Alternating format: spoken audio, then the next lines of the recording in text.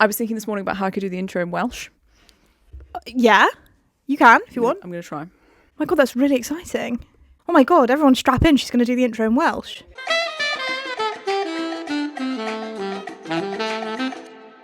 Nos da pawb. Croeso I y Horny Book Club. Gyda fi, Ellen, a fy ffrind dda, Alice. Per faith. I can't do it. Per ffaith. Per faith. Per faith. Per faith. Yr wythnos, mae nhw'n siarad ONYX STORM gan Rebecca Yarros. Croeso I ti.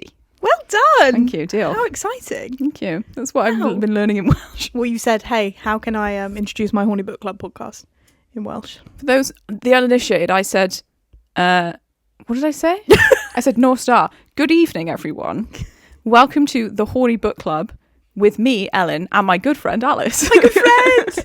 Not best friend. Haven't learned that in Welsh yet. I don't know how to say best. Well, can you fucking ask, okay? 'Cause I'm not doing this. I refuse. Good friend. My good friend, Alice. This week, we're talking about ONYX STORM by Rebecca Yarros. Hell yeah, we are, baby. Fucking hell. Fucking hell. How's everyone doing?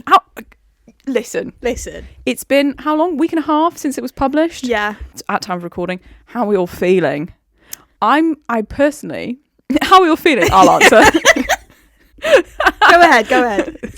Hold on, I'll talk, shall I? I'll tell you how I'm feeling. I'm sad because I can't believe we're back into having to wait for another Fourth Wing book. I know. Like, the moment I finished it, I was like, oh, I'm back here. I'm back in this feeling. I had, when did I finish it? Last night. It. So I had 9 days of not having to wait for a Rebecca Yarros book because I was, sorry, not Rebecca Yarros, Fourth Wing specifically. I'm not reading her contemporary romances. No. Don't get it twisted. I'm not doing that. You had 8 days of... Yeah, of being like, I'm in it. I'm doing it again. And now I'm back. And I'm just like, oh, God. I know. But I'm like, why? Why do I feel like that? Because it's not even that good.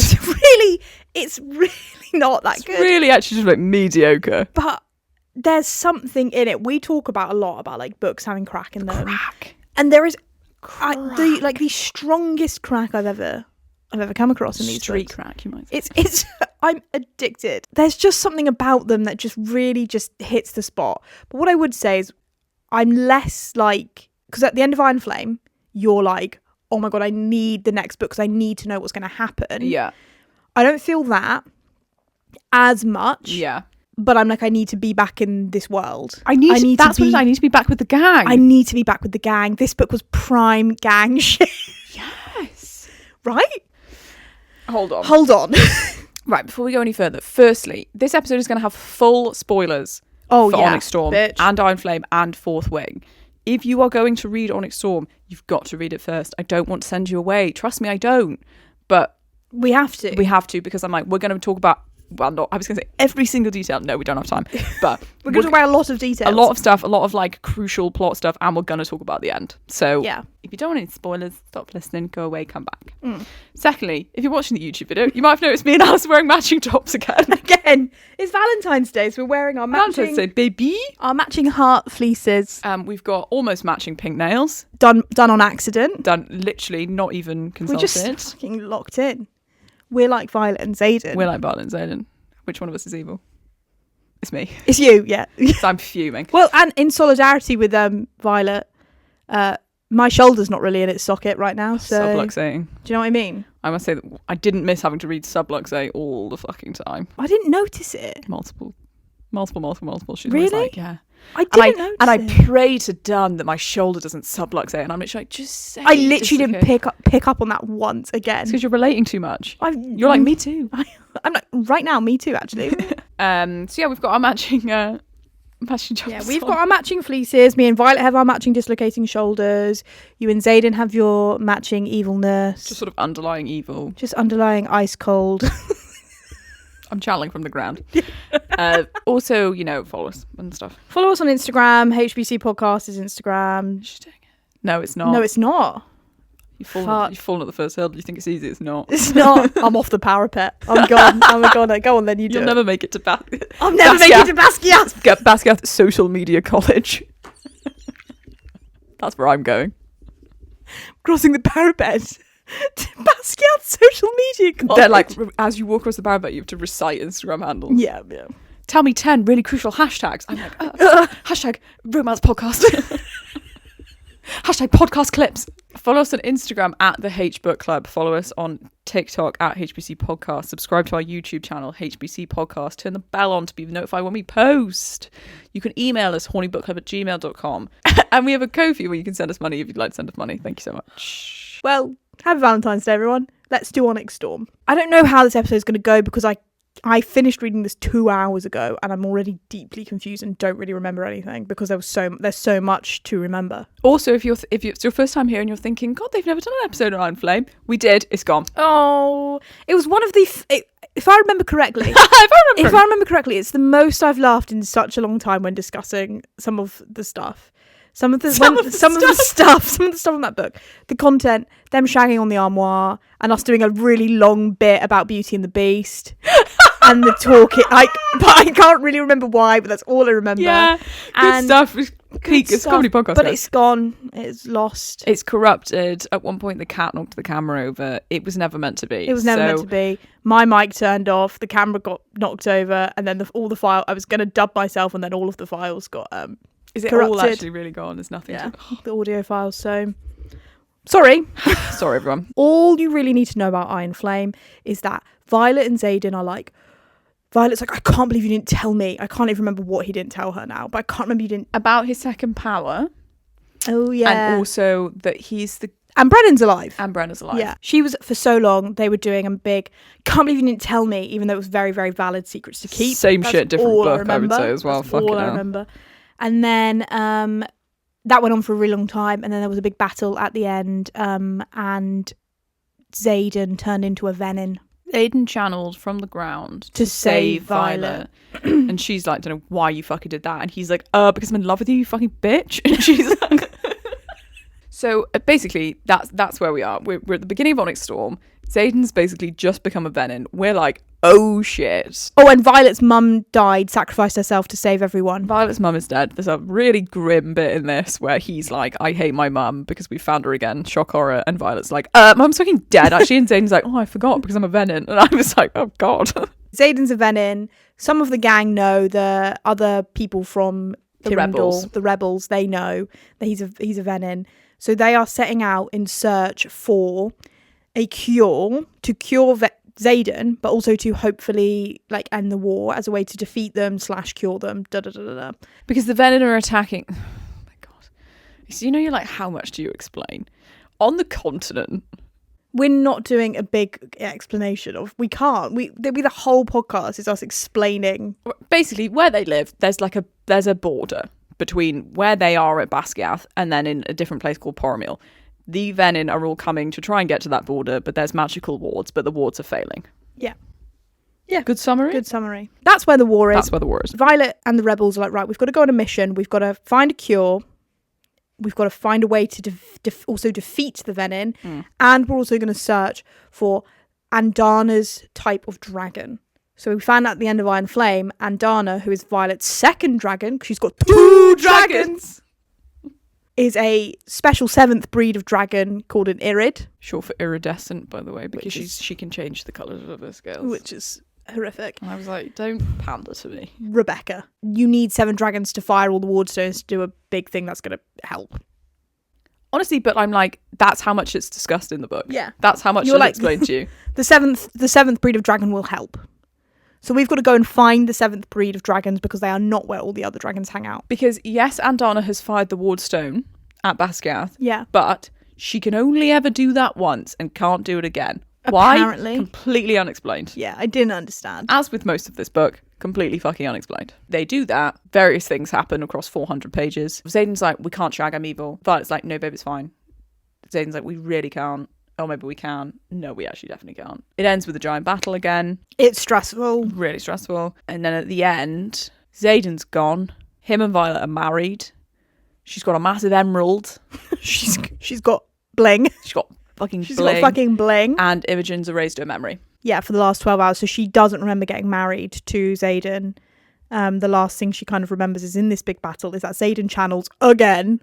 In like a really big, really like not good way. Not good way. So he's been able to hide the fact that he's venin, but now he's like, Scale's like, yeah, the fucking nice red veins all over your face are really gonna be easy to hide, aren't they, you fucking moron? And you're like, fair enough. And he's like, because you get obviously a chapter from his POV at the end. I will get to this again, but why? And he's like, as an initiate, I wish I could kill my sage, who's the guy who not the guy who turned him into a venin, but the guy who kind of pushed him to become a venin or whatever. And he's like, but I'm not an initiate anymore. And I'm like, okay. Yeah, he's the next level of venin. So it's all popping off. Sage now, or a Malv Maven?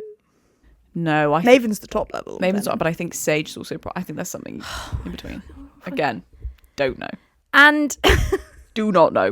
So there's a whole thing though of that Violet never stops loving him. Violet is always like, no, listen, it's gonna be fine. It's gonna be fine. I'm gonna cure you, and even if I can't cure you, I will always love you. Blah blah blah blah. Yeah, and he's like, no matter what happens to me, no matter how dark my soul goes, there will be one part of it that is for you always. You are the only thing that keeps me sane and keeps me whole and keeps me light and keeps me not ice. And you're like, cool.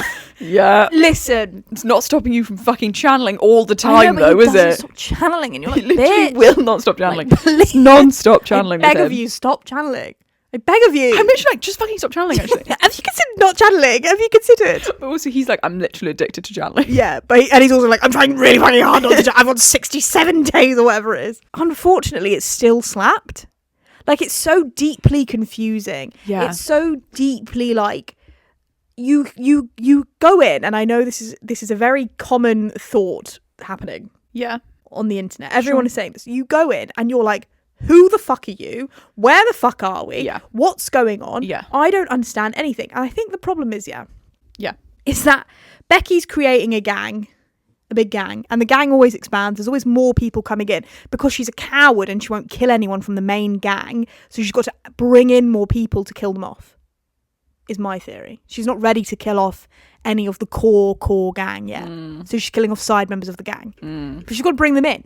And lest we forget, everyone has a dragon or a griffin. Oh my god. So you have got and the names are actually arguably fucking interchangeable, because there's a girl called Kat and a dragon called Kath. I texted Ellen about this. We very rarely discuss things that are going on in the book because we can't. But I was so annoyed at the fact that you've got Xaden, and then Violet's ex-boyfriend Prince is called like Holden. Yeah. Spelled, but you're reading it. It's spelled Halden. And it's Xaden, spelled Z-A-Z. So X-A-D-E-N. So you're reading it, it's like Holden, Xaden. And I'm like, it's 90% the same letters. 90% the same guy. What is... Because we know there's a third boyfriend, another ex that we're going to find out about. The first love. Yeah. He's going to pop up next book. I'm certain of it. Guarantee his name will have an A, a D, an E, and an N in. An A and a D and an E and an N. His name will be Aiden. The first 150 pages are genuinely quite challenging. And I know a lot of people have said that. Yeah. Like, I think, what did we say? This is the middle of the series book.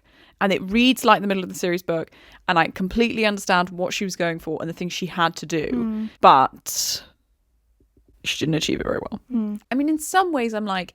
Is she just not pandering to us? Has she just been like, listen, we're just picking up where we left off. You're getting no recap. We're getting no, like, Violet's mulling over the thoughts of the past. And she's like, when blah, blah, blah happened with blah, blah, blah. Which I'm glad of, because if she had done that, I guess I would have been like, that's fucking lazy. Yeah. Or I'm like, is it just badly written? It is like you were meant to have read Iron Flame yesterday and then start this today, sort of thing, in how much you're expected to kind of remember. But it's hard when it's fantasy and you're already trying to, like, world build in your head. Yeah. You've already got to, like, kind of lock in a little bit more and then be expected to know all of these characters, all of these really, really minor characters and their dragons is really confusing. I think in this one, and I partially think that's why this has been getting quite bad reviews, specifically on TikTok, is that she went way harder into the fantasy. This reads much more like a traditional fantasy book than the other two. Because massively. Firstly, it's fucking loads of politics, loads of like, now we're at this island, now we're at this island, now we're at this island. And even when you're not at the island, when you're in the fucking council, there's all of these different realms being represented on the board, and I'm like, who? Where am I? And I'm looking at the map every 5 pages. Yeah. I still don't get it. And to be honest, I think I actually didn't mind it. I think if you were reading it and thinking it was going to be like Fourth Wing, you would be really disappointed. Well, I mean, God forbid you think a book in the Fourth Wing series might be like Fourth Wing. God forbid. I know. But I'm like, it's almost, I don't want to give it too much praise. It's almost like elevated from there. 100%. I really enjoyed it. And I enjoyed all of the more political stuff and the seeing more of the world. So I found all of that really, really interesting, really enjoyable. It gets to I want to say it's 55%, maybe a bit before, where it goes off. It pops the fuck off. And then you are like, oh my God, it's crazy. Yeah. And there are some and that's not to say that, before that there are also some bits where it pops off and it gets crazy and it's really thrilling. But there's the point then when it's for the rest of it, you're like, oh, fuck, here we go, sort of thing. So it is really tense. It is really high stakes. But I do feel a bit I feel like where the balance was kind of off was that she wanted the romance to be as high stakes as the rest of the stuff she was putting in there. So true. And it just wasn't. It's just because not. Listen, I am absolutely pathetic for Xaden. It's embarrassing, actually, when that man comes on screen on screen in my brain, on page, and says something actually quite cringy. I am like, oh my God. I'm pathetic for him. He's the fictional man for me. But even I'm like, this isn't nearly as important as the rest of what's going on. Focus on the political stuff that's going on here, guys. What I was going to say was, in this book, Xaden was giving me the ick. No, really? Yeah. There were points where you're like, calm down. Like, I agree with you. First, 20%. I mean, although I was confused, first 10, 20%, you're like, whoa, here he is, he's back again. And then he's just like, oh my God, I'm so evil. I'm so evil. Oh my God, what are we going to do? I'm so evil. And then he just fucking gives up. And he's like, there's no point. I'm just going to be evil forever. There's no point. There's no cure. What are we even doing here? Blah, blah, blah. He's fucking miserable. And I was just like, oh my God, get a grip. He gives up until Violet, down the bond is like, I love you. Or stay with me. You're my... There's one bit where he's going to fight someone. And she just, oh my God, I thought of you. Look at me. Yeah, look at me. Look at me. Xaden, look at me. And I had to tap out. I was like, we are not doing this. We're not doing this. We're not doing this. We're not doing the look at me. Becky, we're not doing the short, tiny girl gets in between her really tall, massive boyfriend and the guy he's going to be. And I know the stakes are higher because Xaden's a venin and Xaden could kill him and da-da-da-da-da. But she literally says, look at me. And I was like, Xaden, look at me. And I was like, this is unacceptable. This is unacceptable. This cannot be happening. I was like, their relationship turns in this really just kind of icky. Just icky for me. The whole thing is just... She's fucking obsessed with him and all she's thinking about all the time, when she should be thinking about important political matters because she's in charge of this fucking quest squad because of fucking Andana. She's like, I've got to cure him. I've got to go here because I've got to cure him and blah, blah, blah. And always she's reaching for him down the bond and she finds a wall of ice. Oh my God, every 5 seconds she's reaching for him down the bond and he doesn't answer. And I'm literally just like, guys, stop being so fucking lame. Please stop being... This is so boring and annoying. I really think that their relationship is one of the worst bits of this book. Yeah, I 100% agree. The smart's fucking just really fine, but really nothing to write home about, I would argue. And kind of there's a bit of tension because obviously he's like, I'm evil, we can't shag, because in the first few chapters he fingers her and then loses control and accidentally channels from her while she's coming. Really quite funny, actually. Really quite funny. And I was like, whoop. And then after that he's like, we can't shag, and then they go to one of these islands where there's no magic and he's like, guess what? And she's like, oh my God, what? And he's like, we can do it because there's no way I can channel from because there's no magic. Turns out he can still channel if there's no magic, guys. Shock horror.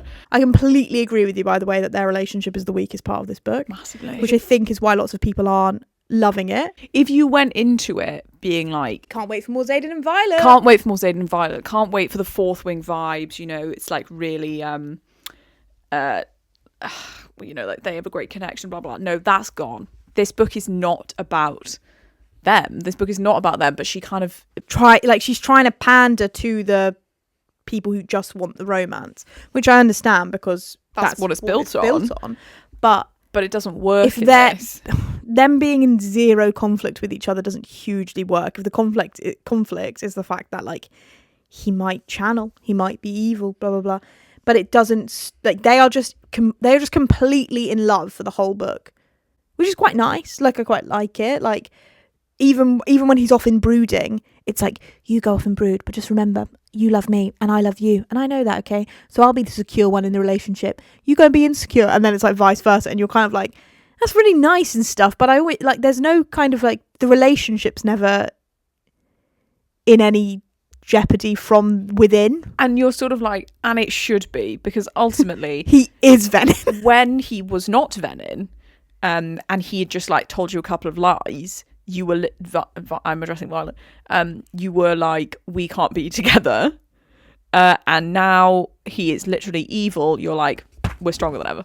I just don't believe that. Like, I think Violet's character, how she was written in Iron Flame, I know they're in love, I know they're bonded in a way that no one's ever been bonded for, blah blah dragons, but like Violet from Iron Flame, he turns venin, she's like, listen, you need to get your shit together because there's other stuff going on. Yeah. Whereas in this book, she's like, no, there's nothing else going on, don't worry. Look at me, look at me, we're going to cure you, I'm going to cure you. And it's like, I just think she wouldn't have been. And there's so little stuff about how her mum's dead, by the way. So little. It just feels like they both constantly forget about a lot of the other stuff that's going on in the world whilst they're doing all this crazy other stuff. Like, so literally in the final battle, her brother Brennan says to her, you have to stick to the plan. No matter what happens, don't fucking go and find Xaden, don't find Scale, don't just pop off and find somebody else. You have to stick to the plan. You guys have not been sticking to the plan, and it's been fucking everything up for everyone. And you have to learn to trust that, like, yeah, you might be the most powerful wielder, but actually you're not a very good dragon rider, and there's loads of other people who are really good and way better than you, and you can just trust them and not just be like, me and Xaden above all. And she's kind of like, oh yeah, and you're like, thank you. Brennan is sus for sure. Something's going on with Brennan. Everyone is pretty much in agreement. That's why do we think this? Because of the with Sloane. Yeah, the thing with Sloane. And the marks on his hands, that kind of hint that he might be venin. Yeah. There's clearly, as we know, if you've not read this, by the way, I don't think you should be listening, not because these like spoilers, but because it won't make any fucking sense. It doesn't make sense. Because as we find out, they clearly think that there is something to do with venin within their family, which is why her dad took her to Dun when she was a baby. Right, yeah. And everyone's saying the type of dragon that Brennan has, the only other characters we've met with that breed of dragon so far is Jack Barlow, Varish from Iron Flame. Really? Others, I can't remember who now, are all villains. Except Brennan's not on. And Brennan is the only person who knew about Xaden being venin, where we didn't see how they found out, we didn't know like anything like that. But I think we're going to find out in the next couple of books, there's going to be loads of venin in really high up places. Yes. Like almost certainly, I reckon, like Dane's dad. Yes. The other professors, like they're going to be infiltrated, and they're going to be like, the venin are going to be like offering kings. So like Holden's going to turn 100%. Like, because it'd be offering kings and queens like this huge amount of power. But it's just, I can't remember how I started this point. Well, I was talking about Brennan and you were like, Brennan is sus. Why were you talking about Brennan? Because I was saying that he tells Violet and Xaden to stop fucking around. Yeah. So you're like, even though he's a bit sus, thank you. So there's so many things that Brennan does where I'm like, you're not sus. Well, and he heals Mira and all this kind of stuff. I know, but that's the other thing, is saying that that's a huge amount of power to use. Too much power. People also think something's sus with Dane because Sloane says to him, like, you shouldn't have this much power or something. Also, I was eating up the crumbs that something is going to happen between Dane and Sloane. I was like, not the age gap. That's the same gap as Violet and Xaden. Is it? Yeah. I was eating it up. I was like, I'm here for this Dane redemption. I am. I'm sorry. No, I am. And people are like, you're not here for the Tamlin redemption. I'm like, don't compare Dane to Tamlin. I know I did when we discussed Fourth Wing, but I was but a child. I did not know. I'm here. I'm so here for the Dane redemption as long as it's not with Violet. I think the thing about Dane will just be that she doesn't know what his power is. That's so boring. Because he's got the secret powers, an intrinsic power, that whatever it's called, that they're not allowed to talk about. Yeah, I think, but I don't know. Crazy if he's venin. I'm like, but she can't make like half of them venins, because where does the fucking plot of the book go? There's going to be a cure. There has to be a cure. She's all but confirmed. Becky's all but confirmed that she's not killing off Xaden, because she said there's no story without Xaden. So unless Xaden dies right at the end and sacrifices himself. The only way that Xaden dies is if Xaden and Violet die together at the end of book 5, which would be a great ending. It would be horrific, but it would be great. It's just so hard to talk about. It's so hard to talk about. I'm not sure if this is even going to be a good podcast, because I'm like, it's really hard to talk about because it's really confusing and then a million things happen. Yeah, you're right. This might not be a good episode. Who knows? But we're here now, so we're going to talk about it. Well, yeah, but I'm like, what are we covering? What I want to cover is, first of all, for me, Riddoch owned this book. Yeah, massively. This book was for Riddoch, to the point that I was convinced he was going to die the whole way through. To the point that I'm convinced that he potentially is the one who is turned at the end. Because basically at the end as well, you know, if when we're in Xaden's POV, he's like, I can't believe him, my brother. He in italics. My brother turned after seeing me go through all of this. I can't believe he turned. Riddoch didn't know. Riddoch did know. But not for the whole time. But they said 5 months, it works out. When does he say 5? He doesn't say Xaden says 5 months. He doesn't. He fucking does. I'll get it up. Xaden says, you who've watched me for the last 5 months, try da-da-da-da-da. But I don't think he would refer to Riddoch as his brother.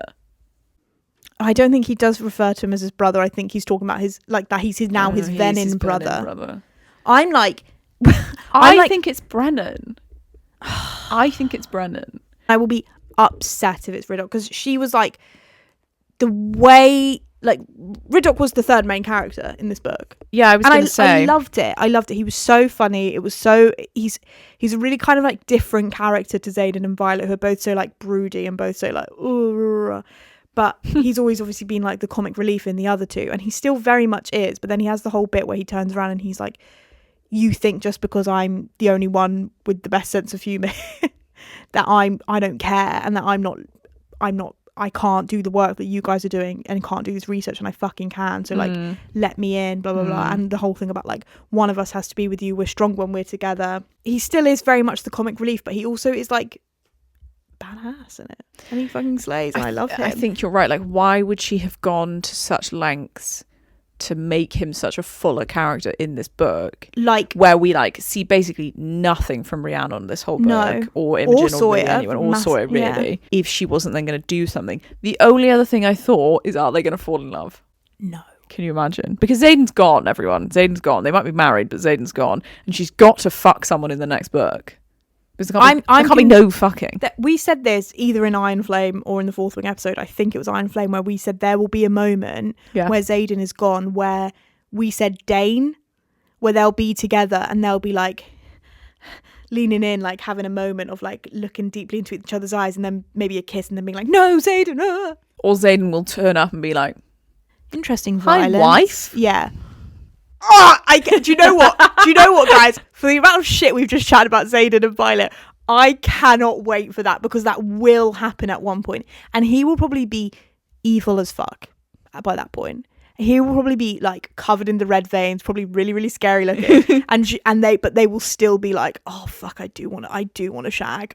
Unfortunately, I do want to shag, and he will walk in, or he'll be pretending to be evil, and he'll be like, good afternoon, wife. And then like throw Dane or Riddoch or whatever, like against a wall with the shadows. And it will be iconic, and I can't wait, because unfortunately, for all of Rebecca's flaws, and she has many, let me tell you that, it's so confusing. This book is so confusing. So confusing. But there are so many bits of this where I was just like, iconic. That is a slay. That is so... She can, like, end a chapter in such a way that you're like, ah! And she can have people say things. People make these entrances where it's like something... Shit will be hitting the fucking fan. It's Xaden's first entrance. Like, it's going off. There are venin everywhere. And someone says to her, like, to Violet, like, you can't stop me or whatever, or like, you won't be able to kill me with that or whatever. And there's just a pause, and Violet, like, looks to the sky and she goes, I won't need to. And then shadows are in, like, grip her by the hips and grip by the waist and pull her back, and Xaden, like, fucking kills everyone. Rah, rah, rah. And then it's like, violence, why is it always you? And you're like, ah! You're literally like, Xaden! And you're gagged to fuck. And she does that so many times with all the different characters. There are so many bits where it's like, I won't have to. And then, like, Xaden flies in, or Garrick, like, fucking time jumps, or Andana's there, and you're like, iconic. And that's what keeps you going. That's what keeps you going. And there's the end of the chapter where you're reading with your hand over your mouth. Yeah. You are literally like... Yeah. For pages and pages, because you're literally like, I cannot believe it's happening. One of the most gag-worthy things in this book is when they go to one of the islands, and they get greeted by this guy and his family. Turns out this guy's wife, Xaden's mum. They're like on this beach or whatever, they've landed the dragons. They walk up, Violet's like, hi, it's me, Violet Sorrengale from blah blah. And the guy's like, oh, I'd love to introduce you to my wife. And she just goes, Xaden? And he's like, mother? No, and Garrick goes like, oh fuck. And then it's like, Xaden?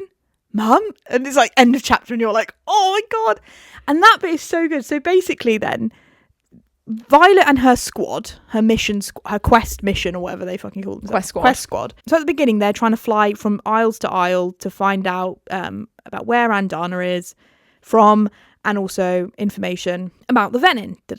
Really annoyed me, by the way, didn't put any of the isles on the map. Nope. I was like, what is the point of this map? What's the point of the map? And it feels incredibly, it's not random, but it feels very random, because they literally are right in the middle of the war, and her and Xaden are like, okay, off we go with loads of really powerful people. But no, because they are like, this could be the end of the war. If we find out what we're going to find out, this is the end of the war. Xaden is literally like, you know, at this point, he's the Duke. He's the Duke of Tyrrendor. He commands an army, and he's like, and a whole province. But because he's a venin, he can't go to the front line because there's no wards. And if he's out there exposed to basically the wild magic, he's like, fuck, I'm like getting the urge to channel. I gotta channel. And she's like, you've got to come back to Basgath, babe, because you won't want to channel. And he's like, actually, I've been channeling all over. So they're like, oh, it's probably best that you come on the quest squad then. And I was like, I understand what you're saying, but you are also like, do you not think that he probably should have stayed? Yeah. But also they're like, well, 10 and scale can't be apart. And you're like, that's convenient. What a terrible system, actually. Honestly. On this squad, then they're like, okay, we have to go on one consecutive mish. Yeah, we've got to just keep going. We can't come back. Going. Yeah. This is Becky's way of basically like opening up the world outside of the continent. I would say it's done like fairly well. Yeah. Like it maybe this section drags a little bit. Yeah. Like you are like, they've been gone a long old time. Yeah. One of the places they go is Hedontis. Hedontis, yeah. Hedontis. Hedontis. It begins with head. I know that for a fact. I know that for a fact. That's where Xaden's mum is. And Xaden's stepfather, he's one of the leaders of it. There are 3 leaders. And it's crazy. This scene is crazy. It's all like everything's so nice and everything's so airy and fairy and breezy and lovely. And I love, oh my God, we're on the beach. And you think everyone's really nice. And then they go to dinner with the 3 leaders and Xaden's mum. You then get very quickly understand that like these 3 leaders and the whole area of this land is all about like knowledge and smartness and using your intelligence and brain over heart and all of that. And they're like testing them, and they quickly understand like, oh shit, okay, we're being tested everywhere we go. So we, you know, let's behave well. First of all, there's an iconic bit where the smart people keep saying to them, well, why wouldn't you marry Kat, who's Xaden's ex? It makes pure sense to marry Kat. You secure an heir, you marry her for 3 years, you do a marriage contract. We can have the contract drawn up now, actually. You get married for 3 years, you have an heir, and then, you know, you could go back to Violet after that, blah, blah, blah. And Kat and Xaden are both like, I'm all right, thank you. And Xaden's mum is literally like, it's only 3 years. It's only 3 years, fine. I did a marriage contract for 10 years, and look at me now, I'm fine. It's like, are you, babe? A contract marriage would be most wise. We could have the legalities performed in the morning at temple, and then hear what will, no doubt, be a plea for our assistance in their war tomorrow afternoon. So yeah, they're saying, you do the marriage contract because it's smart. We will help. We'll become your allies in the war. Draw up the papers, Xaden says, gripping my chair. Bile rises in my throat. What the fuck is he doing? Cat's head snaps in our direction. Mira and Garrick both gawk, and Arik continues eating. There we go. Faris claps twice. What an excellent decision. Shall we go with 3 or 4 years? Lifetime. Anything less is unacceptable. Xaden slides his hand to the back of my neck. And her full name for the papers is Violent Sorrengale. 2 R's. I'm torn between throwing a dagger at his chest and kissing the shit out of him. Mira stifles a grin. And I'm like, it is iconic. Unfortunately, it's very cringe. It's a classic Xaden bit, I would argue. That is classic Xaden. Xaden loves to be like, well, I'll tell you what I'll be doing. You want me to do that? Tell you what I'll be doing. Exactly what I want, actually. Yeah, it's. You're like, but unfortunately, it's a bit of a slay, I would say. It's a bit of a slay. But then anyway, they're like, oh, this isn't the only way we're going to test your smartness. Bring out a cake. Violet realises very quickly that the cake is poisoned. Yeah. And managed to tell everyone else, but Garrick's been like, it tastes like home, eats it. And I was like, if Garrick dies, I'm going to kill myself. And this is where you're at with the gang. You are literally like, at points of this book. Oh, if any of them die. And then, but by the end, you're kind of like, I've not seen Garrick in 200 pages. So yeah. I am like, obviously, when Garrick is in peril towards the end, you are still like sad. But she does do a really clever thing of like, she puts different people in danger when they've been very prominent for the past 100 pages or so. So at this point, you're like, Garrick! So he's like poisoned and going to die, and possibly going to die, and you're literally like, what the fuck? And then Violet's like, well, I poisoned your tea. I fucking poisoned you back, actually. Knew you were going to poison us, so I poisoned you back. And they're like, yeah. What? Yeah. Garrick! Xaden shouts, shoving away from the table. Arik's gaze swings wildly towards Xaden. He isn't breathing. He isn't breathing. He isn't breathing. And then it's a classic thing as well when they're all in these different aisles as well, that they're having dinner with diplomats or whatever. Shit hits the fan every time. I mean, it is crazy. Every single time we're like, you guys need to be better at diplomacy. And honestly. And then it's like, shit hits the fan. End of chapter. He isn't breathing. I scream down the board, 10 on my way. Every time. She's like, where are you? And he's like, on my way, Silver One. Yeah, flapping his wings as hard as they'll go. 3 minutes out, Silver One. Like always sis, already en route. This scene, I thought, was low-key iconic because Becky, and this isn't even my favourite scene, like, of shit that goes down. There's another scene where I'm like, this is fucking crazy. But this, I thought she actually executed incredibly well, which is a crazy thing to say about Rebecca Yarros, but I really think she did. Where you've got the panic going on of Garrick. Violet is shouting orders of like, get Traeger, Dane, get this from my room, that, go there. Also very aware that, Garrick is Xaden's best friend. Xaden is going to lose his cool. She's very aware of that. It's very frantic. She's doing all of that. That's all going on in the background. But she's simultaneously having a very calm and cool conversation with Faris, the really smart guy who she's just poisoned. And I just think it's actually done very well because sometimes Violet is really like, I won't fucking need to. And then Xaden swoops in with his shadows, or is really like, yeah, I thought you said so, lightning or some shit. But lightning. But this is actually a time where she's like being like calculated in doing that. For me, that is cooler, that she's not being like, hey, yeah, and what are you going to do about it? She's actually like using that part of her to deliberately. Yeah. You and whose army? Always. And then they're like, always this army. And she's like, oh shit. 10! And you're like, oh, on my way, Silver One. She has this whole thing then with them of their poisoning, they're vomiting on the floor. She's, bartering for the antidote, which they do get, but there is a cool bit where they like throw knives through the cook's hand and she figures out what poison was used and how to get the antidote and all of that. And it is one of those scenes where you're like, for all of her flaws, for how annoying she can be, she's pretty smart and she's pretty cool. She's pretty smart. And she does work well under pressure. She does. That's the thing, is that I'm like, and it's different. It's not just more like, oh god, another fight with the venin, or another fight in Basquiat, another like, oh fuck you because you're blah, blah, blah. Like it introduces a new level of jeopardy and a new layer of like, there's going to be repercussions for how undiplomatic they've been on all of these trips to all of these different islands in future books.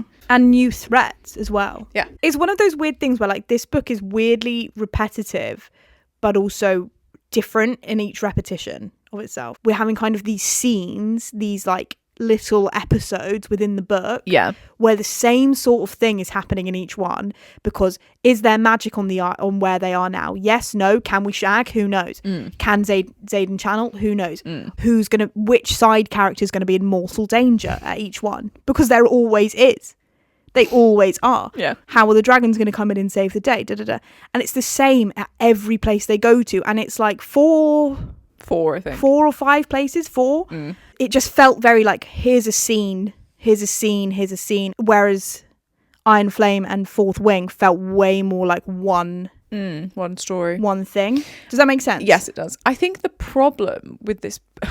I don't know, we'll talk about specific things that I'm like, but the problem with the whole book is that she didn't set any of this up in the last 2 books. No. Obviously all the stuff about the venin. So first book is like... we're setting up Violet and Xaden. Yeah, and Basquiat and like being a rider and dragons. Second book is again all about venin. And this third book is kind of all about venin, obviously. But she was like, fuck, okay, now I've got to widen the world out because in 4 and 5... we're going to need these people. We're going to need all of this stuff. She needed to have introduced some of this stuff in the last 2 books. That's the problem. That's why it's so confusing. That's why you're like, what the fuck is going on? In the beginning, she reminds you of all these people exist, but also introduces you to new people, all the royals, all the people on the Serenium or whatever, the council thing, blah, blah, blah. And I'm like, no, I needed to... although I don't remember anyone, I did need to have met some of these people and to have gone some of these places before this book. Or heard about them. Like, you're completely right. And I think it's why it felt somewhat like episodic for me, in the sense that like, because she's kind of got to follow the formula when it comes to visiting all these different places, because she's got to set them up in the same sort of context. Yeah. And you know they're coming back. You know some of them are coming back. I can't remember his fucking name. Not Corden. The one with the Panthers. The Panthers who are called Shira, Shaw and Shona. And I was like, no. I'm not doing this, actually. I refuse. No, it is Corden. It is Corden, yeah. Who's a king who they really piss off. And I'm like, he's coming back. He's going to be venin.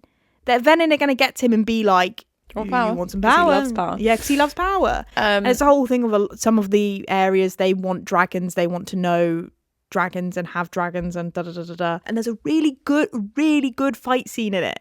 And I was like, this is what I'm here for. Like, she puts in these scenes that are like so intense, and so you're like on the edge of your seat. And they basically go to this place where they also worship the god of luck. And they all get given a card, and the card has a gift on it. So this is their test they have to do to speak to the queen. Mira takes a card, and it's like a bottle of wine. So she gets a bottle of wine. One of them gets a kitten. One of them gets punched in the face. But Alex it's like they're not allowed to complain. You have to thank them. Yeah, you have to be grateful. You have to be grateful. And you have to thank them for their gift. Traeger. And again, it was really sad. Again, it was like, you've brought in this character. I knew it. I could tell. I was like, Marin or Traeger's dying. You've brought in these characters to kill them off because you don't want to kill off Ridoxoy or Rhiannon yet.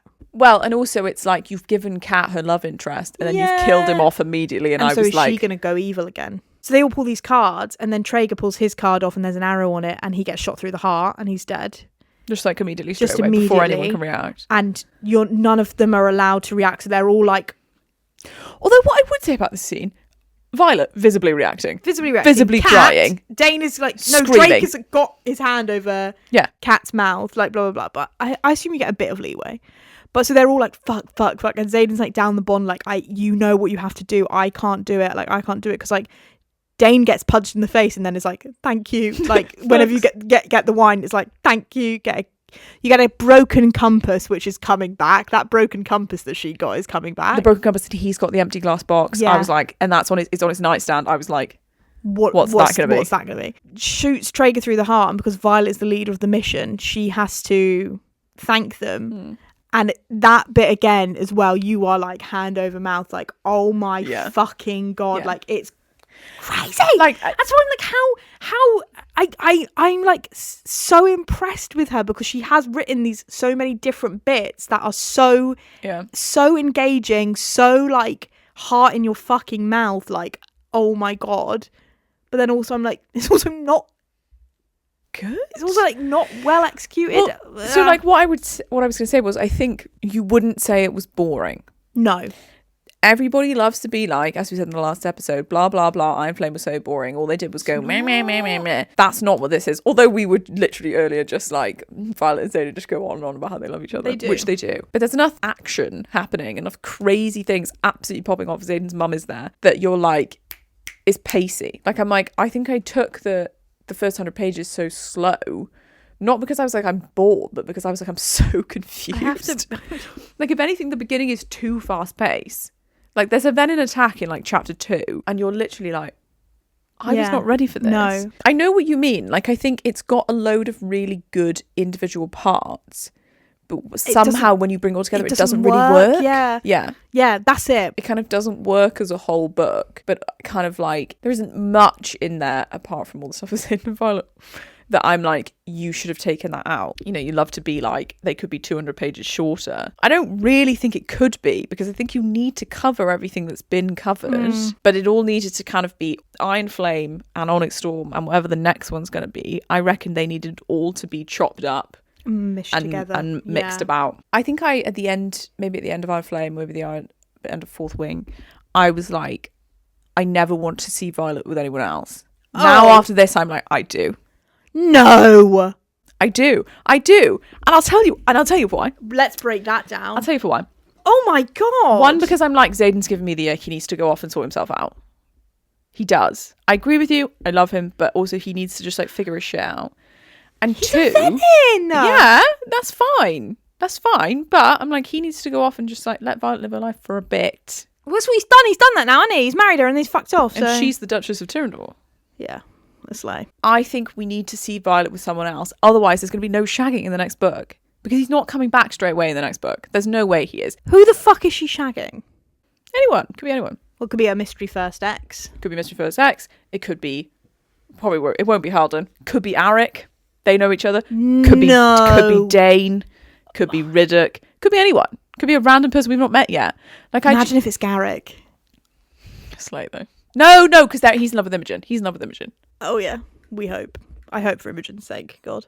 Please, Lord. If she shags someone in the next one, it's Dane or it's someone new. But it can't be, because we can't be in her POV, because she'll be shagging and she'll be like, even though it's good, it's not quite. Yeah, and then he breaks down the bond. Yeah, exactly. While she's shagging. And I'm prepared for that. Yeah, exactly. Imagine. This is what I'm saying. Oh no, but the bond's gone now. I'm not like Violet's in love with somebody else. Violet's it's a means to an end. Maybe it's a hate fuck and anger fuck. It's a means to an end. Zayden's gone. She's like, I don't know if he's ever coming back. I really, maybe I need to move on. Maybe I need to try something else. Maybe I just need to distract myself. You know, there's something going on where she's shagging someone else. Because I'm like, if book 4 is her basically being like, I'm celibate and I'm finding Zayden, I'm like, let's not do this, guys. We're better off. Maybe we're getting stuff from his POV. He's over there. He's like, I'm so tortured. Blah, blah, blah. She's over there. She's the Duchess of Tyrrendor. She's like, fucking hell, this is intense. I still haven't graduated, by the way. I'm still a student. I'm still third year. Oh, it's going to be someone that she kind of fancies. Maybe a new advisor or something that she kind of fancies. And they're going to be like, my lady, let me distract you. Exactly. And she's going to be like, just a distraction, I am married. And she's always like, yeah. She's looking at the giant emerald. She's like. Well, the theory is what I was going to say, yeah? Yeah. You know, he leaves her the note. So when she wakes up after this 12 hours, he leaves her a note saying, don't come looking for me. It's yours now, yeah? Very good people of Reddit. God love you. You're good people on Reddit. Thank you for all the theories. Said every time him and Bodhi have spoken about Tyrrendor as a place, it's she. She. Whenever they talk about Tyrrendor, it's never it. It's never it. Yeah. Yeah. So people are saying, when they're saying it's yours now, when it comes to the ring, people are thinking, is it a Horcrux situation and his last bit of his soul is in the ring or something? Or the last bit of his, even if it's not in the ring, when he says it's yours now, it's the last bit of his soul. Or like his heart or something? His heart, anything like that. Yeah, it's yours now. That's fucking crazy. You didn't say that to me earlier. Sorry. I've just been saying she's the Duchess. No, she is the Duchess. She 100% is the Duchess, which is why people are like, maybe Bodhi is the one that's gone with him because Bodhi is the heir. And if Bodhi's also a venin, then he can't run Tyrrendor. So by marrying him... sorry, I understand. Marrying her, he is giving her Tyrrendor. She still will be the Duchess of Tyrrendor because she is his wife. But... in that note, he's not referring to Tyrrendor. He's not referring to Tyrrendor in that note. That, by the way, what did you do? My head snaps towards Imogen and a deep sense of foreboding takes root in my chest. She slowly lifts her gaze to mine. What you asked me to. I turned the page. Blank. Acknowledgements. Crazy. That was crazy. That was so good. I was literally like, so the last final chapter, that is the last lines of this book, the final chapter, you're back in Violet's, you've been messing around POV, you're back in Violet's POV. She like appears and it's literally only 2 pages. And I was like, what the fuck is going on? Like, how long she been, like, why would her memory be erased? And I was like, so confused for a second. Yeah. And then there's like multiple people were missing as well. So I'm like, people are missing and people have gone with Xaden. So there's the people, out of all the people that are missing, some people have gone with Xaden to do whatever venin shit he's doing, fight it from the inside, I reckon. Who's who? But you don't know. It just says 8 people are missing or whatever, blah, blah, blah. And then other people have gone to take the eggs, 6 dragon eggs. Did I read this fucking book? Violet will have been involved in that plan in some regard in the 12 hours. Do you think? 100%. If the taking of the dragon eggs is done by like our gang of people, it will have been like okayed by Ten and the Imperium. 100%. Because Andana is there at the end. Yeah, I forgot that. I reach for 10, but the Bond feels foggy, like he's asleep, and I was literally like, what does that mean? Love of my life is that dragon 10. When they wake up, Andana's like, you will not burn her. And people are like, are they saying that because she's done something traitorous? But she doesn't remember because it's 12 hours. Because everyone's like, if she's not got a memory of it, Violet can't be tortured for those memories, for the plan of what the missing group of people have done. Right. So there's 6 missing eggs. There's also missing soldiers. We don't know who, but it will undoubtedly be, it's obviously Xaden, probably be Garrick, Bodhi, Rhee, Sawyer, Riddoch, the gang, because they'll be executing the mission. Violet has to stay to be the Duchess of Tyrrendor, and by wiping her memory, she cannot be tortured or punished for any of that because she doesn't know.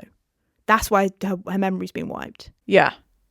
I will not let them burn you, Andana vows. What? My head whips away. Why would my brother burn me? Yeah, and you get burnt when you've what's the bitch called in Iron Flame or Fourth Wing, who is a traitor.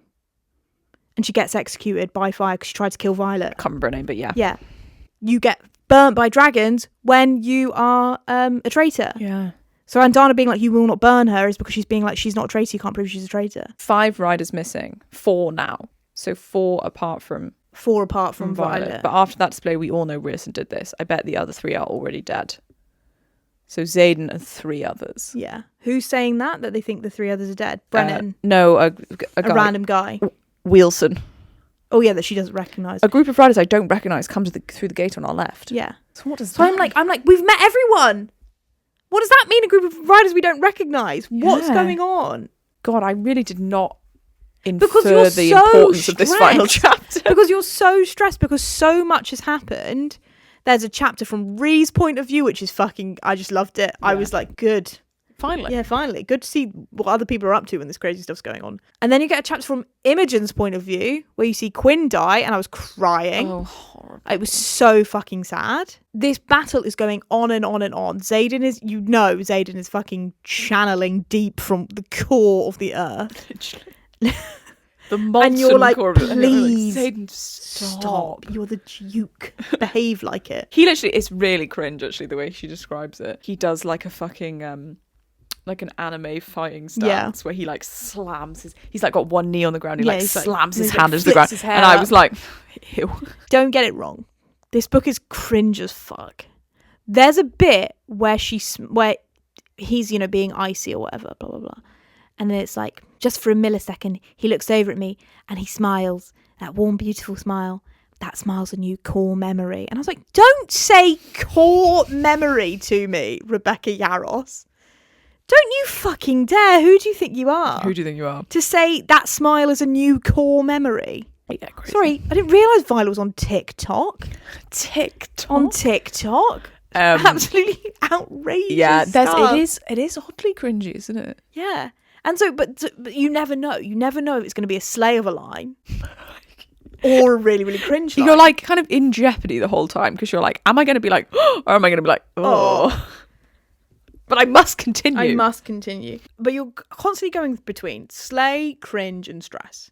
Yeah. That's all it is. And so many of my notes, so many of my notes in the last like 150 pages are just like, what is going on? I'm so stressed. The stress. Oh my God. Because it's like, it's coming. It's firing from all cylinders. Because there are so many elements of the battle to... So many bits. And then Mira's gone, but then Mira's nearly dead. That was stressful. Them being like, she's got Mira, I was like, I don't know how you got there, guys.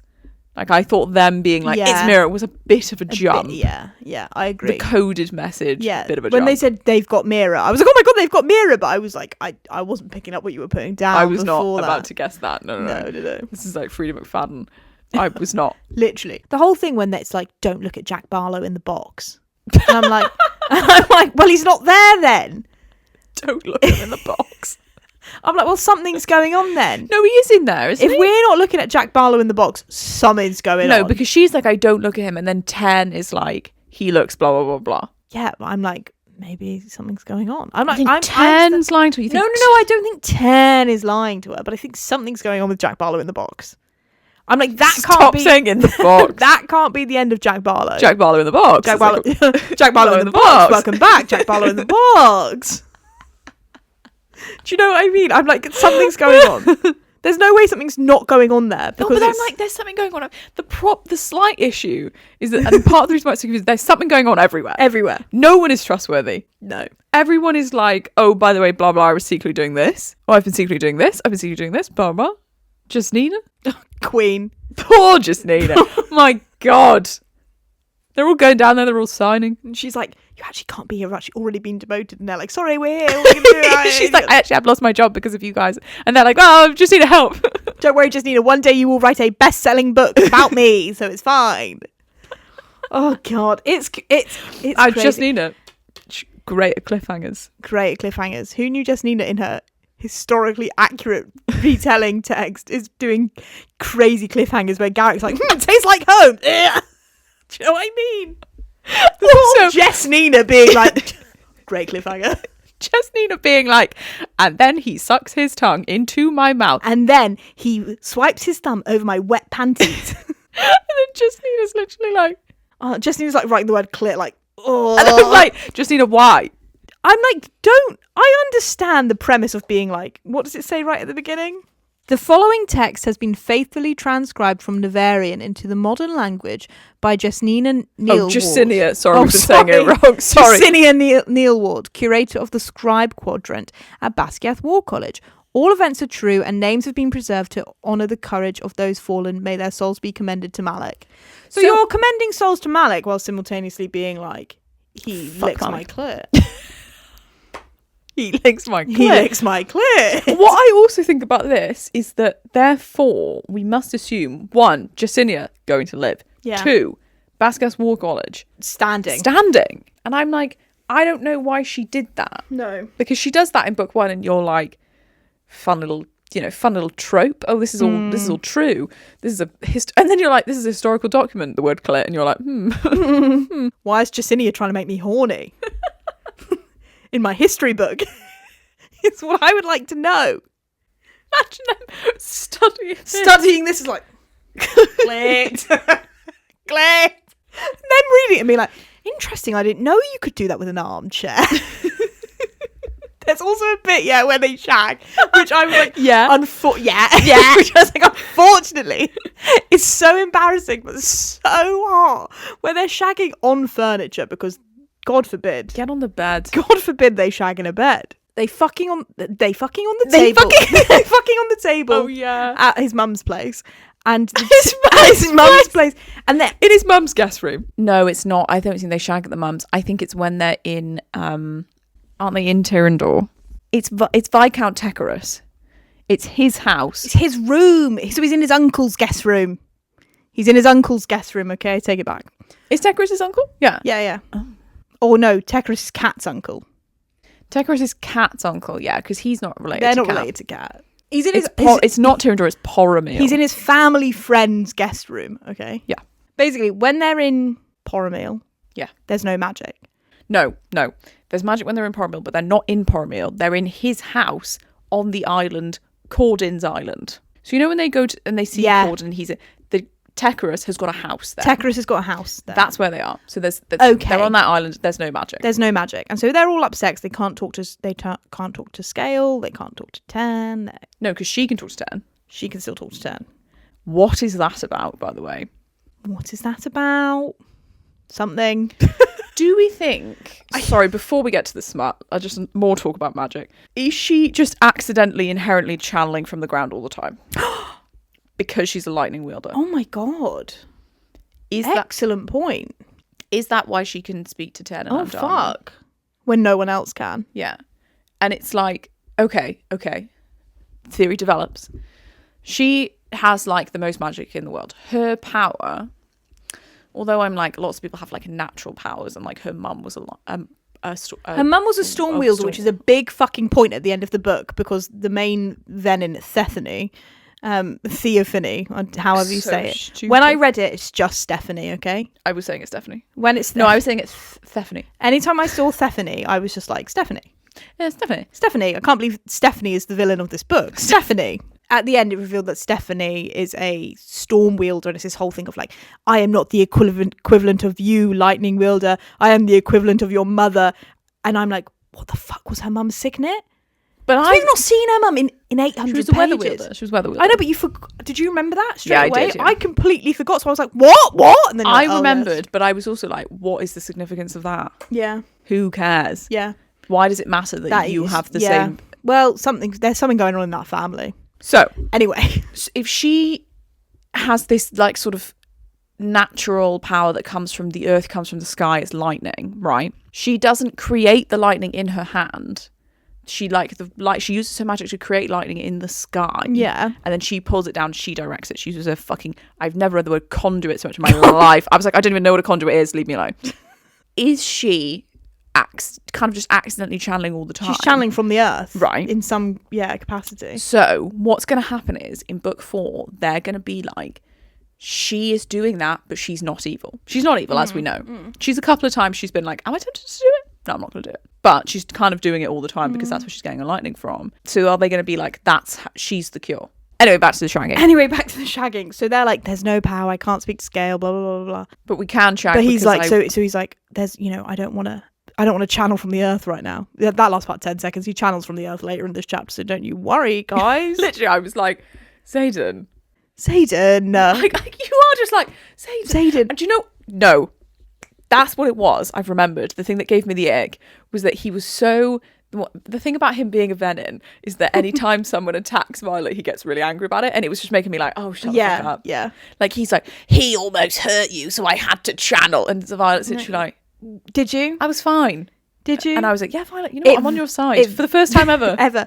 It gives Jacob Black being like, you don't want to make me angry. Unfortunately. Yes, it does. Unfortunately, yes, it does. It gives huge Taylor Lautner in Eclipse vibes. And if you know anything, it's that you don't want to be Taylor Lautner in Eclipse. I thought you were going to say in a clip. That's what it was, is that he keeps being like, he keeps losing it because obviously they're all fighting all the time. And I'm like, if you cannot be on board with the fact that your girlfriend is going to maybe almost die, this is just all unsustainable. You completely agree with Brennan at the end, actually, where you're like, these two are fucking liabilities, actually. Yeah. These two are so driven by their boners for each other. And it's so annoying because everyone's like, they're the most powerful wielders we've ever met and ever experienced. He's this generation's shadow wielder. But also they're actually like not very... She's always like, Xaden's the best fighter. He's going to win the war. And I'm like, but he can't because he's obsessed with you. Yeah. Priorities. I'd argue. And then that guy's like, you guys need to like get your priorities in check. I wouldn't check my priorities the way he's telling me to, but my priorities wouldn't be what your guys' are. Yeah, somewhere in the middle. And that's fine. Just be in the middle. Anyway, back to the shagging. Xaden, stop channeling! And actually, just before we get to the shagging. Oh, sorry, not back to the shagging. When he does channel in a minute after this, it cracked me up so much because he channels and like kills everyone in such a grim way. And then Violet's doing like the cleanup after and dealing with the king. Classic Violet, like smart. Violet doing smart sassy things, and it is a slay. Yeah. But she's like to Xaden after he channels, because he channels as well while hugging her, and I'm like, it's fucking ridiculous. She's like, sit over there and put your head in your hands to cover the red of your eyes. And then she's like to the king, like, as you can see, my boyfriend's pretty upset about all the killing he's just done. And you're like, Xaden Rierson is sat there for minutes and minutes and minutes with his head in his hands. And it is a bit of an ick. That was the one scene where I was like, this is Xaden. You are like, Xaden. No. Just the image of Xaden, like, oh, but he's not actually got his head in his hands because he's upset. So internally, he's not actually thinking like, oh, fuck, I can't believe I just killed all these people. It's really blah, blah, blah. He's like, I hope Violet finishes soon because I'm like, I want to take my hands off my eyes. And you're like, ick. This is him with his head in his hands, but not sat there with his head in his hands. And she's like, look how remorseful he is. As you can see, my boyfriend's incredibly remorseful for what he just did. But like, you gave him, you left him no choice. And I'm like, there were other choices. Don't tell anyone. 10 was minutes away, Silver One. Don't tell anyone that he channeled. Thank you. He didn't fucking channel. He's really remorseful. He did not. If I can tell you one thing, he did not channel. He is a normal guy. Does that look like the face of a man who's just channeled? No, didn't think so.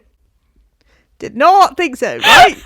You believe me, right? He's a desperate man. He's a desperate man searching for reprieve. Jesus Christ. Funniest thing you ever said. Thank you. He's a desperate man searching for reprieve. Zayden really is actually. He's a desperate man searching for reprieve. He's searching for reprieve. If we now circle back to the shagging. We're back, please. So he's in his family friend's guest room, yeah? They're like, there's his no magic. His ex-fiance's uncle's guest house. Yes. If there's no magic, means I can't lose control. Means that we can fuck. We're doing it. I get to do my favourite thing in the world, which happens to be fucking you. Now I have about 6 weeks to make up for. And love, we're wasting time. By the way. Unfortunately, I liked the love. No. That's fine. What I was going to say was they keep being like, we haven't shagged in so long. It's unbearable. And he's like 6 weeks. And I was just like, come on. There is quite a lot going on. I get to do my favourite thing in the world, which happens to be fucking you. Which just happens to be fucking you. And she says, well, if you insist. And he goes, I insist. As he pushes her knees further apart. My laugh abruptly transforms to a moan when he sinks to his knees and sets his mouth on me. Oh, fuck. My Kindle just locked. No! He doesn't tease or toy. No. She does that all the time. All the time. I'm like, stop addressing me. That's what... Stop addressing me. He doesn't tease or toy. No. He immediately swirls his tongue around my clit. Thank you, Jacinia. and sinks 2 fingers inside of me. Damn, I've missed your taste. And then this made me laugh. Zayden! Instantly, Zayden! Exclamation mark. Zayden! Pleasure jolts through my system. Like pow. My system. Okay, robot. Like power. Yeah, I get her. Yeah, you robot. I got a good. She'll be thinking about that one for a long time. Justinia's like, oh God. Please. I slam my hand over. Justinia's looking at her Goodreads reviews. I slam my hand over my mouth to capture my next moan as he starts to move those exceptionally talented fingers, his tongue working in rhythm to play my body like an instrument created just for him. Yeah, that's classic. Oh yeah, so he's fingering her, he's looking her out, blah, blah, blah, blah. Licking her out! Eating her out. Licking her out. Licking her out, yes, the thing. Why does that sound so wrong in my head, licking her out? I think you just don't normally say that. I normally say that. That's one of my ones, actually. Okay, so he's fingering her and performing cunnilingus. That's what I usually say. But I want more. I want him inside me, his arms around me, his voice in my head. We can have all but the last one, and it's more than enough. And you're like, oh, they're always like, it's so annoying. They shag without magic, and they're like, oh, it's not like when we're in each other's heads, though. I love going down on you and also talking to you in your brain. And they say about 12 times of like, oh, I miss it when I could hear your thoughts. And you're like... It's also, she does that thing. The reason he channels from her in the first sex scene, the fingering scene, is because she does that thing where she projects her feelings into his brain. And he's like, God, that was so horny. I just started channeling. This is another thing where I'm like, Violet's horniness... Like, we say this in the first one, Violet is so fucking horny. It's ridiculous. She's so horny in Iron Flame as well. And I'm like, she's horny to the point of jeopardizing the man that she loves. You love this man, apparently, but you're willing to... Why would you... Okay, I understand, you might be like, we should try to have sex. Yeah? Yeah. But if we're trying to have sex, and we don't want you to channel, We don't want you to lose control. Yeah. We are doing quiet missionary position. Quiet! Don't say quiet. We are. We're just, having a nice, slow lovemaking session, let's say. Yeah, sure. And trying not to lose control with love. But we're just trying to keep things calm. Everyone's coming, yeah? But don't shoot opposite. Everyone's coming. Why did you say it?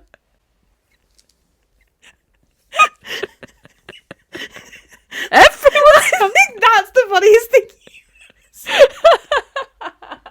But what I'm saying is everyone's coming. Okay, yeah, everyone can have a nice time, but you don't have to be projecting into his head. This is what I'm saying. She's an idiot. But then she's so horny. Then every time they shag, when there's no magic, she's like, God, wish I could project into his head. and I'm like, when she does that to him in Iron Flame, he doesn't like it. There's a bit in Iron Flame. Tell me if I'm wrong. I don't think I am. That when the first time she does it in Iron Flame is he's like, when he like grips the table because he's so horny. Yeah. And she's always like, he's gripping the table and he's got a massive boner, and I'm like, whoa, crazy. Like, he's a bit like thrown off by the situation of them like being in each other's heads in that way, and yet she persists. Yet she persists. And yet she persists. She continues to do this thing. I don't remember that. He didn't like it, I don't think. Well, he like does like it, but he's a bit like not sure we should be doing that. Luckily she doesn't project into his brain. She can't. But otherwise she would be. She'd be like, don't get twisted. She's trying to test him at every fucking point. He's like, please, I don't want to turn full venin. I don't want to channel. I don't want to lose control. And she's like, how about this? She's like, let me try one more thing. I've got another trick up my sleeve, good man. You're right. No, you have to be quiet. Oh my God, I'm crying. Literal tears. Oh God. And then she does that, and then she's like, I love you so much. Like, it's fine. It's fine. Sometimes you channel, and that's fine. I'm like, she kind of wants him to channel, is what it feels like when they're shagging. She's like, it'll be a fun little test. Just channel. Ooh, it's so sexy when you channel. It's so sexy when you channel. So sexy when you drain power from the earth and from me. And go a little bit evil. Well, because the whole thing is that it's not that he's channeling when they're shagging. It's not that he's channeling from the earth. It's that he channels from her because she's so powerful. That's what that is. Yeah. And so I'm like, it's not good. But I feel like she's kind of like, maybe that would be sexy. Maybe that would be horny and feel But don't be like, I'm. My whole life's mission is to find a cure for the man I love. But I will. In the bedroom, I can't do it a different way. When we're on the armoire, I'm like... When we're on the armoire, I'll do what I've got to do. It's two different people. Do what I've got to do to get us both off. When Brennan's like, pick an objective, pick an outcome, she's like, sometimes my outcome is to find a cure, sometimes my outcome is to fuck, and I can't be expected to do both at all the time. Do you know what I mean? Sometimes my outcome is to fuck. Sometimes my outcome is to come. Is that better for you? Everyone's coming. Don't shoot Brennan. Brennan, I've got my objective and it's to come, and I'm coming, okay? He's like, you need one objective. It is to come. Okay, well, I've picked one. It's to come, okay? Like, I'm like, ultimately, yes. That's what she's doing. That's Violet's MO, is to come. Violet's MO is, can I shag Xaden or no? I think I can. My priorities are shagging. My top priority, she's like, I'll do nothing. I will always put Xaden above Tyrrendor, and I'll always put coming above Xaden. I'm putting Xaden above Tyrrendor because I can't shag Tyrrendor. But when I find out how to shag Tyrrendor, it'll be up there. When I fucking find out how to shag places, it is over. And I will. Guys. And I fucking will. I will come. I will come, and I will strike lightning when I do it, and I will hear nothing against the idea. I am the Duchess of Tyrrendor. Look at this emerald. And I come when I like. Anyway, back to the sex. We've done, I shit you not, a half an hour diversion from us talking about them breaking a table. His fingers, he curls his fingers and lashes his tongue against my clit, and I unravel in italics. My climax, my big back, it's hard and fast, and I shout against his palm as white hot pleasure pulls me over the edge in bright waves. He coaxes the aftershocks from me relentlessly, and you're like, Justinia's not writing about aftershocks. Poor Justinia. Not having to write the word coax. And I'm also like, how does she know? How does the word? How does Justinia know that? I don't know. Is she getting oral reports? She's making it up. This is Justinia's fan fiction. She's doing fan fiction. Justinia's doing fan fiction. Can I say as well, again, sorry to interrupt. I kind of hate it when Violet tries to do dirty talk. Oh yeah, always bad. Like I'm like when Zane's doing dirty talk, you're like yeah. Classic stuff. Go on. When Violet says stuff, you're like go on, classic stuff. Give us another one, Zane. Go on. Do you want another one? When Violet does it, you're like, oh, shut up. You're not meant to be saying these things. Just shh. Silence. Let him. I'm like, let him cook. Let him channel. Let him channel. Keep looking at me like that, he warns, prowling toward me. He slides his hand beneath prowling towards her? Was he not just eating her out? Yeah. How far away from her is her vagina? Who knows? He slides his hand beneath my thighs and lifts me farther back on the table. And you'll what? I lie down, bringing my heels to the surface as he climbs onto me, bracing his weight on his palms. So I'm reading that so you know they're fully on this table. Also, I'm like, what table is this? You know when you're like in full size you know when you're table. in a bedroom and there's like a dining table in there? It is, because they're lying down on it. Anyway. And she's tiny, as we know, but he's large. And he's like, I need you. She's like, I'm right here. And lift my knees to bracket his hips and reach between our bodies to bring the head of his cock to my entrance. It's jarring. We both inhale at the contact and his eyes flare. Are you sure you know what I am? And she said, yeah, I know what you are. Oh my God, he is always like, you know what I am. Oh my God, I'm evil, babe. I'm evil. I'm so evil. He's got his penis in her and he's like, I am evil. Are you sure? Do you want me to pull Don't out? Forget. Shall I pull out? I am evil. Have you forgotten? Did you find, and we say this in Fourth Wing and Flame, I assume, that sometimes the word clit is jarring. The word cock is jarring. Cock at my entrance. I'm like, whoa. is jarring compared to like dragons. Yeah, it's jarring compared to like we're rifling through these very old books. Dane's learning a new language. Sawyer's got one leg. His cock is at my entrance. We're doing sort of fights of for challenging, and she's accidentally fighting a queen, and like all this kind of stuff. Crazy. That was crazy. And then they're like, cock at my entrance. Cock at my entrance. Like, whoa, okay. It is jarring. Okay. Then shifts a hand to my hip and drives into me in one long thrust, taking me inch by inch by inch, 3 inches at least, until he's all I can feel. They're both moaning. I miss being inside your head. I love having every part of you when we're like this. Same. Always same. Same, babe. Ditto. Same. Fuck, you feel so damned good. I'm never giving you up. You know that, right? You had your chance to run. You should have run, Vi. He punctuates each claim with a harder, deeper thrust that has me straining for breath. For reasonable thought that goes beyond more and yes as wood creaks beneath us. So I'm like, you had your chance to run, Vi. You should have run with a thrust. You should have run. I'm like, quite threatening. Bit threatening. And also, this backs up our point of that they're like, him being evil is kind of horny. Because he's like, yeah, I'm so fucking evil. Woo! You should have run. It's coming. That's what I'm saying. And this is what I'm saying is that he's more venin now at the end of the book. They're gonna fuck. They're gonna fuck when he is evil. And I think it will be hot. And she's gonna be like conflicted. She's gonna be like, I'm having doubts. She's like, channel, babe, channel to me. I'm gonna come. And he'll be like, does your nice new boyfriend fuck you like this? I think they're going to be like reunited on a battlefield, reunited in a forest somewhere, in a cave, somewhere crazy, right? And then it'll be like, we're fighting. We get face to face, we kiss, we fuck. Oh shit. I think it's going to be really good. I'm really excited. That better be, someone send her an email because I'm like, that better be what it is. I'm like, their Becky, reunion. I've got some ideas. And I think there will be multiple reunions, I reckon. Oh, I think they're meeting up over a period of months. Yeah. By accident, not meeting up. They're running into each other. Hey, baby, free. Anyway, sorry. But anyway, back to the sex. The wood's creaking beneath us. Drives into me, taking me higher and higher. Wood snaps a second before gravity shifts and my stomach hollows as we fall. My skin only touches his on impact. He has me held against his chest with one arm, while the other and his knees took the brunt of our mishap. And I was like, impossible, a slay. Yeah, I was like, fit. So fit. But also like, how? Also, ow. Imagine that happening. Someone's penis is in you. Oh. Oh. Don't. the stabbing sensation. And he's like, I'm fine. We fell 3 feet, not 30. And I'm like, your penis is in me. And he picks up right where he left off, except this time I'm close enough to the bed rail to push back against him for leverage. Hold on. And then he puts a pillow under her hips. He's been around. He's been around. He knows. The next thrust hits such a sweet spot that I can taste it. Yeah, I hate that. Oh yeah, and this happens in this scene. He tells her, you have to let go for me, love.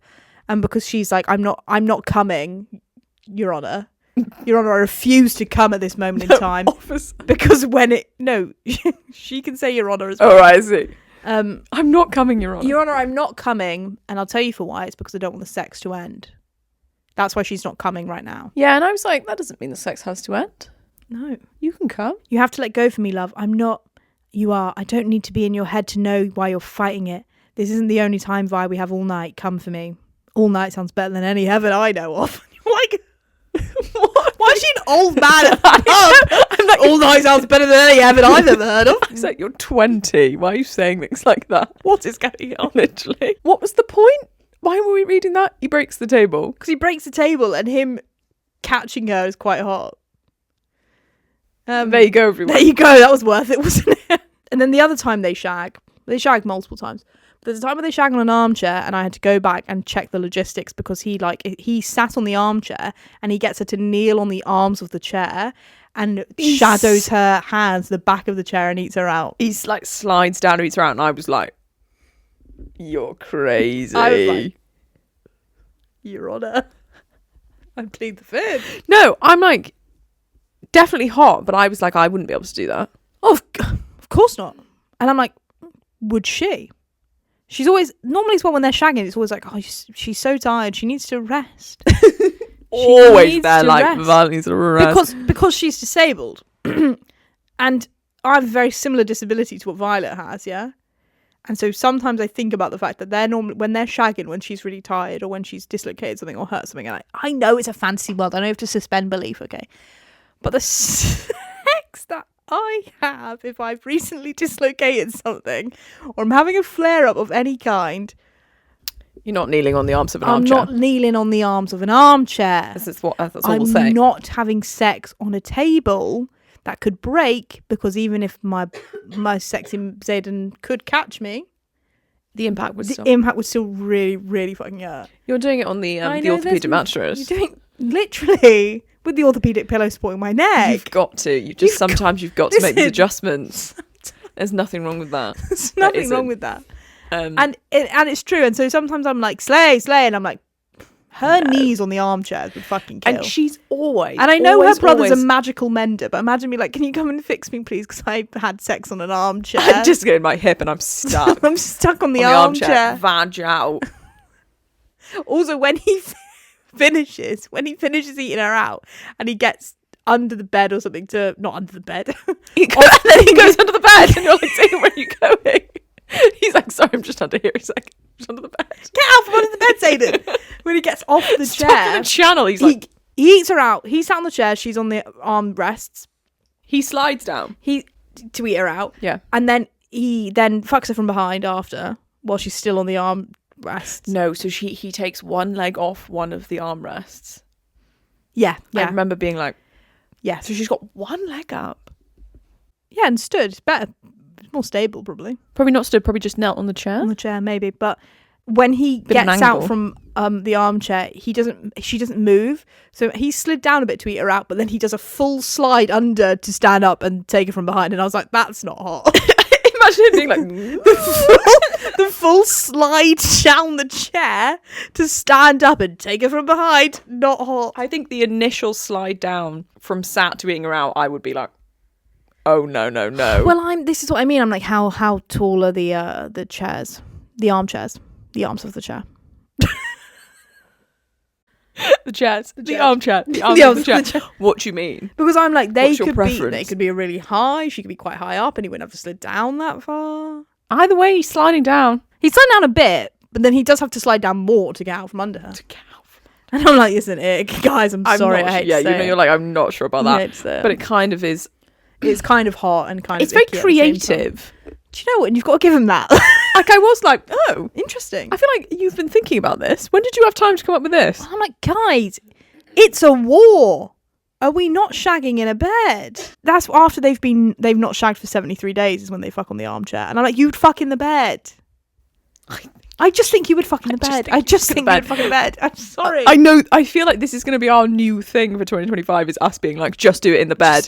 But I do think like do it in the bed. Sometimes I am like, just do it in the bed. Especially when you're like tired and disabled and just sort of like. Sometimes it's just the best option. And I don't think there's anything wrong with that. She could have just sat on his face in the bed. Doable. Perfectly doable. Perfectly fine. Acceptable stuff. And then I'm not thinking about the logistics of how high the arms of the armchair are. The whole time I'm thinking my hip flexors would be in so much pain. I would be like, stop. Yeah. Not go. Stop. Yeah. Red light. I think 100% she's got to start killing off some of the main gang now. I don't think she will.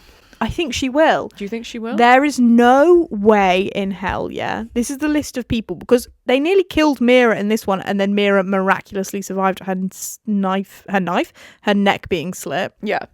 Her throat being slit. So you're telling me you think to the end of the book, you think Violet, Xaden, Brennan, Mira, Rhiannon, Riddoch, Sawyer, Kat, Imogen, Garrick, Bodhi, Arik, Dane and Sloane are all surviving. That's 14. And I'm sure I've missed someone. And 10, Scale and Dana. You think they're all surviving? I'm like, what's going to happen with Scale? But I don't know that Scale can die and 10 survive. No, I don't think Scale or 10 are dying. But can Scale and Xaden unbond? Yeah. So then what happens when Because Scale... the whole thing when Andana's like... The guy's like, bonds are just magic. You're magic enough to break them. And Dana's going to break Scale and Tern's bond so that they can be apart. Or Xaden and Scale's bond. I think Scale's going to bond somebody new. Violet's going to fuck whoever it is. Oh, God! She just pushed her Kindle off her lap in distress. Because they're in each other's heads. So she loses the bond with Xaden. I think she loses the bond with... I mean, I'm like, I'd be very happy with any of these things. Think how fun that would be. That would be so fun, but I think that's too similar to what she has with Xaden. No, I think that's too similar to what she has with Xaden. I think she's going to fuck someone and it's got to be really different, and she's going to be like, oh, it's really good. And Xaden's going to be like, down the bond. Then Xaden's and then Xaden's going to pop up. That's the first time Xaden's going to appear down the bond. Did we already say this? She's shagging someone, Xaden's dirty talking her? Yeah. You actually would love to see it. I would love to You'd love to see it. That'd be... Don't you think that's fit? That's kind of like a cuckold situation. Yeah. My favourite. And do you know what? Xaden gives off cuck vibes. I would say Xaden gives off pretty good cuck vibes. Do you know what? That happening, if her shagging someone else, Xaden dirty talking her down the bond, that's worth paying 25 quid for a hardback for. I'm telling you now. Do you know what I mean? 22 for that, actually, but yeah. No way that all of those 14 are surviving. Not a chance in hell. Yeah, I'm sure you're right. No way all 14 of them are still good by the end. Yeah. Not a chance. Giant. And she's warming up. Killing off Quinn, someone who's important to Imogen, is like a... And Quinn is important to the rest, but we don't see her nearly as much as the rest. Killing off Quinn, killing off Traeger. That's like a warm-up. Yeah. She did Liam. I mean, yeah, actually. You being like, she never kills off any of the main ones. Since Liam. She killed off Liam, yeah. And then everyone else important, we thought Sawyer was going to die. He's alive. Apart from her mum. But we didn't really like her mum that much. No one crucial has died since Liam. I did think Mira was going to die. To the emotion. I thought Mira was going to die. I think Mira should have died. I love Mira as a character. But then I think that strengthens the argument about Brennan being the venin. Although I'm like, if she's done Brennan the venin, I am like, stop. Becky. But she's already done Holden and Xaden. Yeah, she can't be stopped. Something's going to happen with the grandma as well, obviously. Yes. The grandma who's never mentioned before. Yeah. There's so much shit she's got to have to do in the fourth one that I'm like, fair play that she's taken her time doing it. But I'm like, please don't take too long. Please don't take too long, and please don't fuck it up. I don't think she's going to fuck it up. She had key points in her brain when planning out what was going to happen in these books, in terms of like, she obviously knew from the beginning, because of Violet's hair, about whatever the fuck Violet is and that stuff with her family. So the family stuff has been really strong throughout all of it. She knew Xaden was going to turn into a venin at some point, yeah? So all of this has been set up for Xaden being it's a bit of a cop-out in a way that I'm like, Xaden turned venin at the end of the second book, and the whole third book is essentially Xaden being like, I'm gonna turn a little bit more venin. Yeah. Woo! And so we are essentially at the same place we are at the end of Iron Flame, but just like up one level, say, and they're married. Well, so this is the thing. This is why we're saying their relationship is the least important part of this book. It's because their relationship is in the same place that it was, except for the fact they're married, is in the same place that it was at the end of Iron Flame. But everything else, fucking loads of stuff has happened. That's it. What did you rate it, by the way? I'm going to go 3.75. Yeah, that's what I did. I've rated the other 2 4. Yeah, it's not... I don't think I have a least favourite. I think they all serve different purposes and all good for different things. Yes. But I think I can't really ignore the fact that this one felt so much like filler. And so confusing. So much like middle of the series filler. So confusing. The same thing happened about 20 times. Each time it was very enjoyable, but you couldn't ignore the fact that you'd already essentially read this scene same but different. Still enjoyed it. Really enjoy it. It's still iconic. And you feel sad when it's over because you're not with the gang anymore and you're not in the world. The gang was popping off this book. Like, I'm like, I want to reread Fourth Wing. Yeah. I want to reread her walking across the parapet. Like, really? I want to reread when fucking Xaden's staring her down and she walks across the parapet, and now we know what we know about their love. Do you know what I mean? Yeah. About their love. I'm so excited for the fourth one because they'll hate each other a bit again. It's so true. This one was missing. Her being all the time like, I love you, it's fine.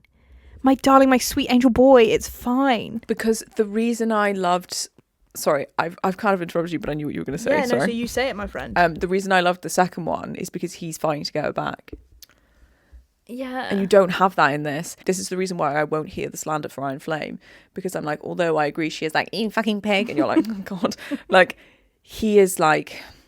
no matter what you do or where you go, I am following you and I will find you and I love you so much. And she's like, okay. Whereas in this one, when she does it, you're like, oh. When they're both like, they're literally both like to each other all the time, like, I love you, I'll follow you anywhere you go to the ends of the earth. Nothing you could ever do would ever be wrong in my eyes. You my sweet angel baby pie, I love you so much. And you're kind of like, meh, okay. Meh. I need one of them to be like, what the fuck do you think you're playing at? Yeah, you do. You do. And I think that will happen in the fourth one. If she's got...